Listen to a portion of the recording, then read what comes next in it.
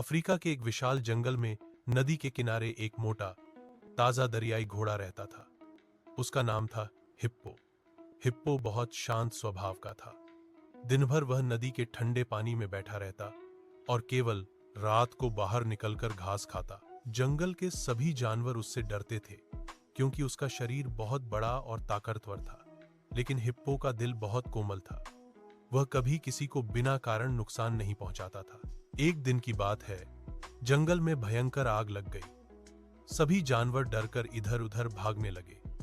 चिड़िया, खरगोश और हिरण जैसे छोटे छोटे जानवर तो नदी की ओर भाग गए, लेकिन कई जानवर नदी तक नहीं पहुंच पाए। शेर और हाथी भी घबराए हुए थे। तभी हिप्पो ने देखा कि छोटे छोटे बच्चे जानवर आग से घिरे हुए हैं। उसने तुरंत सोचा, मुझे कुछ करना चाहिए। वह भारी कदमों से आग की ओर बढ़ा।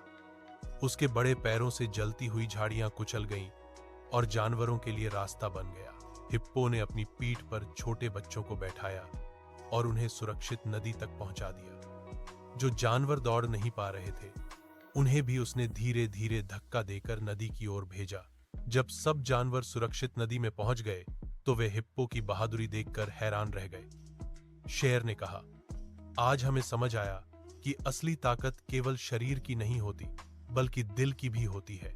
उस दिन से सभी जानवर हिप्पो को केवल डरावना और भारी भरकम जानवर नहीं मानते थे, बल्कि उसे जंगल का रक्षक समझने लगे।